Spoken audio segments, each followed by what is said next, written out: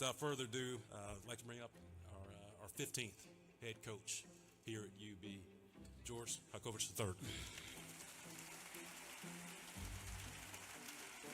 Another episode of the Moneyball Channel. I am extremely excited today to have Coach George HALCOVAGE. He is the 15th head coach of the University of Buffalo basketball program. Him and I had the opportunity to meet a couple of weeks ago and speak, and I'm very excited for what he has in mind for Buffalo and what he's trying to do with the UB program. So without further ado, Coach G, what's happening, man? Talk to us. Just one quick thing. Go Bulls. Let's go, everybody. Let's go. D-Money, what's up, brother? Great to be here. Great to be here. We got to share a nice cup of coffee at Timmy Hortons right here in Williamsville. It was great to meet you in person, and I'm even more excited to be on the show. Heard a lot of great things about Moneyball locally, and it's an honor for me to be on here and represent our program. Thank you, man. I really appreciate that. That's excellent. And hey, that's like an intro for me too. So that's excellent, man. We'll use that in our previews. So listen, I want to start right off the bat by asking you, who are you? How would you describe yourself for anyone who doesn't know who Coach G is and what he's bringing to Buffalo and what he's trying to bring not only to basketball, but to the city? Talk to me.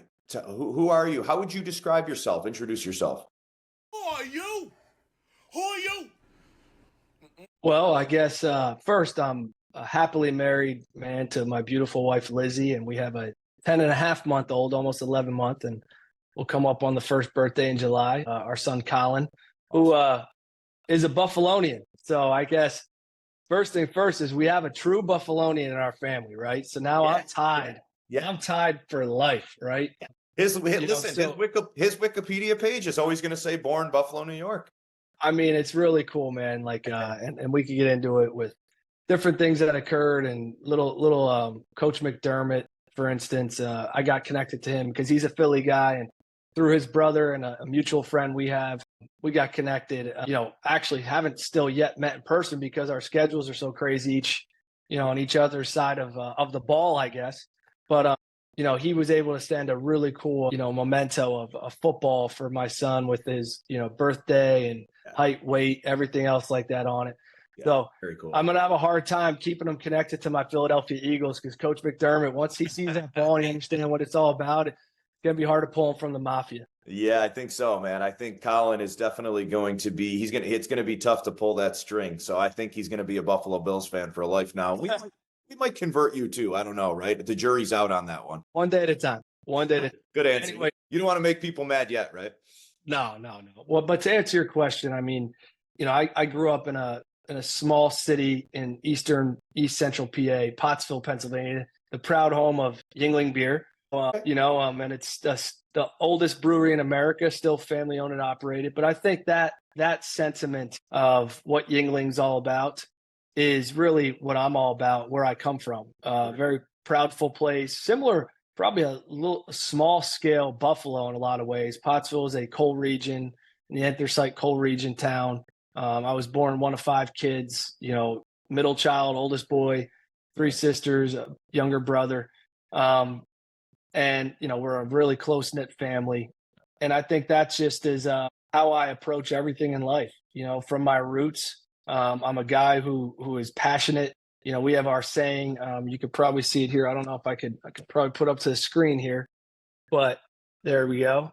There it is. That's our all-in grit mentality. And that's our, our Buffalo basketball all-in grit mentality. And, that really is who I am as a person. And that's what I want our program to be. I want our program to be a group of men and people that come together that are all in with a grit to just persevere and work and grind at anything we need to find ultimate success.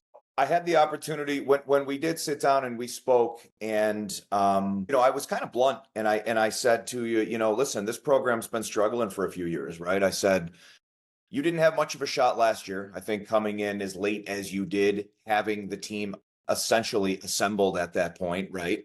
You guys struggled. I think you won 4 games, and more disappointing than anything to me was when I went and had, was down on the court, was seeing the fan base, right? And just seeing, this is a city that comes out and supports, and I've always seen them it's an underdog type town, like you just described it, right?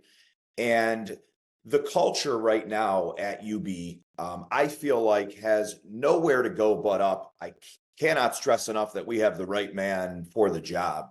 Thank you.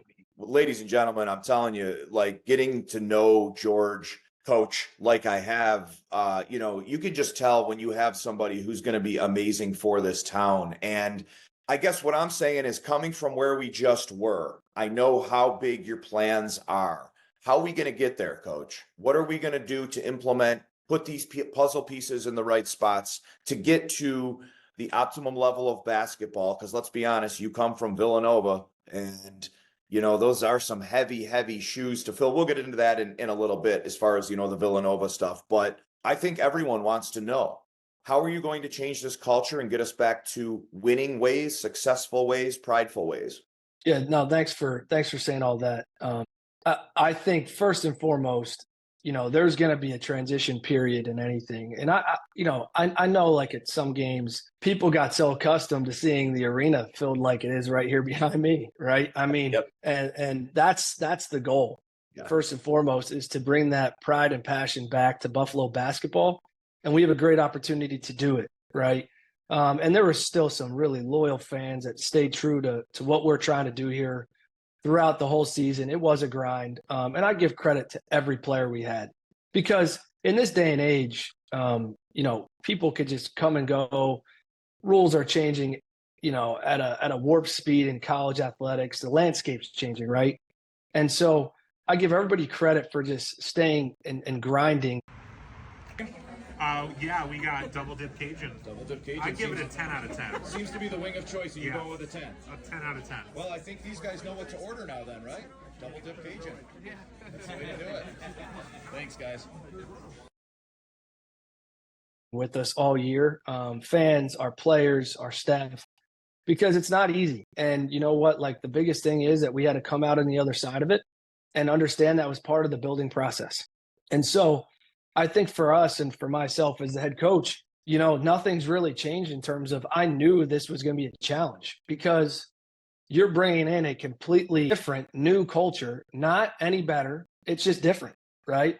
Just like in business, there's businesses that are in the financial industry that have, they do some of the same things, but their culture is different, right? Sure. And people's wants could align differently based off of, the opportunity they look and the fit they see for themselves. So I think for us moving forward, first to just get that out of the way, we're now able to, the rules in December changed in college athletics where everybody can leave every year. It's going to be a challenge because you got to evaluate and figure out how to keep your team every year.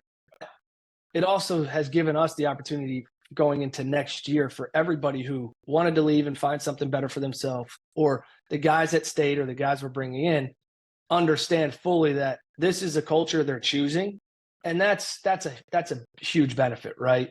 So I think that right there in itself is going to give us the ability to then now see through a whole body of work with everybody that understands what we're trying to do and chose this, that this is what we're going to do. And then we'll see where we're at the end of this season, right? So that's first and foremost. The simple answer is it's going to take hard work. It's going to take being all in with grit. Since I interrupted, now I'm just going to go with it. I feel like something that you said, I've held on to, and I've been kind of bragging about it. And I've been saying, man, no, you guys don't understand, what coach wants to bring. He wants these games played downtown, at the arena. He wants to bring it. He wants Buffalo basketball, right? We do have, the ABA team now. We have the Buffalo Extreme, which has been fun. And they've been, I have a great relationship with them. They've been a sponsor and I've been there, but Buffalo basketball as a whole, where we can go and have 10, 12,000 people watching basketball at a high level, being down at the arena, is I think what every person in Buffalo wants so badly, desperately, right? People can say Buffalo, that's not a basketball town. Nonsense. I mean, we had the Braves and there's still people that talk about that, man, the glory days, and there's still have posters on there. You go to a Buffalo bar, you see Bob McAdoo jerseys hanging and stuff like that. You know what I mean? I know. I mean, that culture, man, and that would be so amazing. Buffalo basketball, like you had said. So again, it was on my mind, and you said it, and No doubt. And I'm so stoked about it. So sorry, I did kind of just interrupt you there, but let's No, kind of hit on that that's a little cool. bit. Like, as far as how excited you were for like, Buffalo to have a basketball program again. Yeah. I, I think from a context of what the opportunity is in our city, Buffalo basketball, like the Buffalo Braves back in the day, were a huge, huge thing that I didn't know until I got here. And I got acclimated with seeing, like you said, Bob McAdoo pictures and, people still wearing the shirts, the logo. It's really a cool thing and a prideful thing here. There's great tradition in this city for basketball. We have great respect for the other schools locally. We play them certain years that, competitively. There's a huge, huge market, believe it or not, for basketball. Our proximity to Toronto, where the number one sport in Toronto, in that area of Canada, is by far and away now basketball in terms of the growth potential of it, right? And so we have such an opportunity here because of our proximity, but also, we don't have an NBA team, but we're a pro sports city. Right. I think that's a really unique thing that we have here that, if you look back at this picture, like I mentioned before, they had it rocking in here. They had it going in Alumni Arena on campus. And I know they played a couple games downtown. And I think, coming from Villanova, we played in a 6,500 seat arena on campus. And then there were certain times a year, 4 games a year, where we would go sell out the Wells Fargo Center. And that was a home court for us as well. Right. I think it's a huge advantage in recruiting to showcase you're a part of a city like this. And I also believe that we really can become, at a higher level, Buffalo's basketball team. And not only do we want to, be a great representative of the University at Buffalo with the great alumni we have, we also want to be, connected to this city because this city is a great sports town. I came from Philadelphia. It's on par with Philadelphia with the amount of rabid fan base, the excitement that you could feel around the Bills, but also the pride they take in being Buffalonians, just like a Philadelphian does down in Philly. If you're a Philadelphian, you care about, like, the Eagle. You bleed green for the Eagles. I see the same thing here where people bleed blue for the Bills, but also, just like in Villanova, there were so many people in Philadelphia that loved and really embraced Villanova, even though there's other great college teams, being Philadelphia's college basketball team. And it was a big thing. During those months in January, February, into March, where, hopefully the Bills are still playing into February. We all want that, right? Absolutely. But, there's opportunity at that time of year to really, really make this a big time thing in Buffalo. And it has been before, and we want to bring that back. Let's get to a couple fun questions. We're not all strictly business here at Moneyball, so No, nor are we. we'll start with some basics, right? You're newer to the area. You've tried the pizza and wings. What are your pizza toppings, man? If you're going to order a large cheese and what are you putting on it? Ooh, man, large cheese. I love a good cheese and pepperoni. I'm a big cheese pizza guy in general. Really, you'll just go straight cheese a lot? Yeah. Okay. Yeah. I love just straight cheese. If I had to go to my Old Faithful, it's just a straight great cheese pizza. I'm more of a thin crust guy. I like the New York City style. You're a little bit of a Dave Portnoy style. He likes just the cheese. That's how he does all his ratings. Yeah. I'm more of a Portnoy guy for sure. In regards to that, but I do love some good toppings. I do love a good buffalo chicken pizza. I mean, can't go wrong.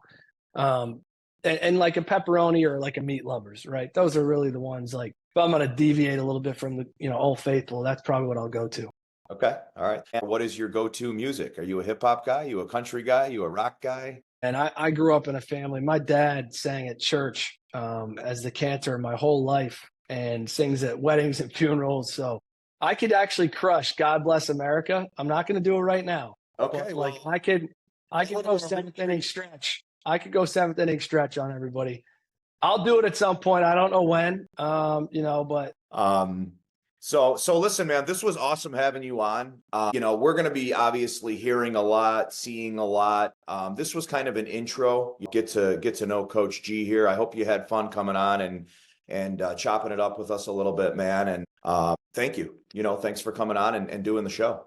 Thanks, D Money. No, I think everything you're about and stand for, it was really, for me, I was really excited to get on, and it was an honor for you to ask me to be on because you care so much about this community and your platform. You're not using it for yourself. You're using it to really give the exposure Buffalo deserves. And it's a privilege to be on here with you. Thank you very much. That's heartfelt, man. I really appreciate that. George Halcovage III.